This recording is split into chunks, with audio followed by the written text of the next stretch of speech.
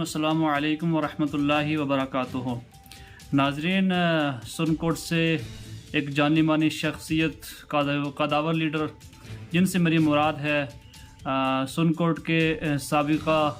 Minister و M L A Syed Mushtaq Ahmad بخاری صاحب علیہ رحمہ، جو چند دن پہلے دنیا فانی سے انتقال کر گئے، اور ان کے انتقال کرنے کے بعد کافی لوگوں نے نازیبا کمنٹس جو ہیں وہ سوشل میڈیا پر کیے ہیں اور ایسی گندی حرکتیں کی ہیں جن سے بخاری صاحب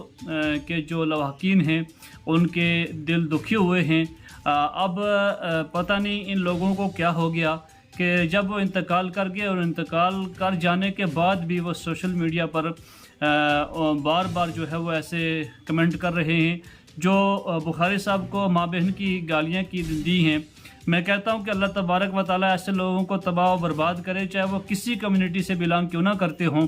اور جو بھی ایسی گندی حرکتیں کرتا ہے چاہے وہ کوئی بھی ہو۔ میں یہ کہتا ہوں کہ جتنے بھی ایسے گندی حرکت کرنے والے لوگ ہیں، چاہے وہ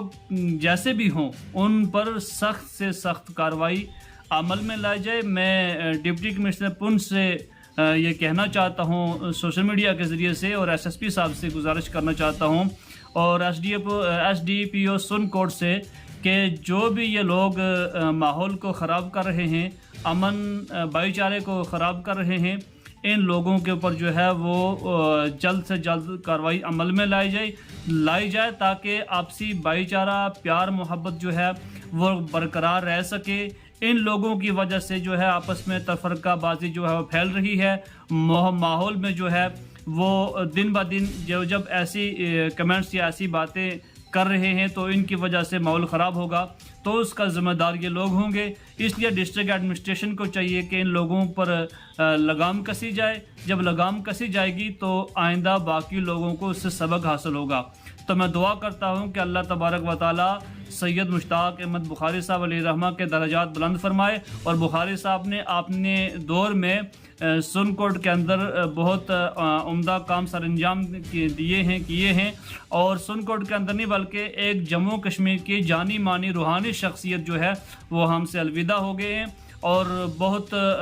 دکھ کا یہ لمحے جو ہیں وہ گزر رہے ہیں دکھد میں، اور جو بخاری صاحب کے لواحقین ہیں وہ سارے اس وقت پریشان ہیں، دکھ میں جو ہے مبتلا ہیں، اور باقی لوگوں کو ایسے نازیبا کمنٹس جو ہیں وہ نہیں کرنی چاہیے۔ میں پھر سے آخر میں یہی کہوں گا کہ اللہ تبارک و تعالیٰ ایسے لوگوں کو ہدایت دے، اگر ہدایت کے قابل نہیں تو تباہ کرے۔ ڈسٹرکٹ ایڈمنسٹریشن کو ایسے لوگوں پر فوری طور کارروائی عمل میں لانی چاہیے۔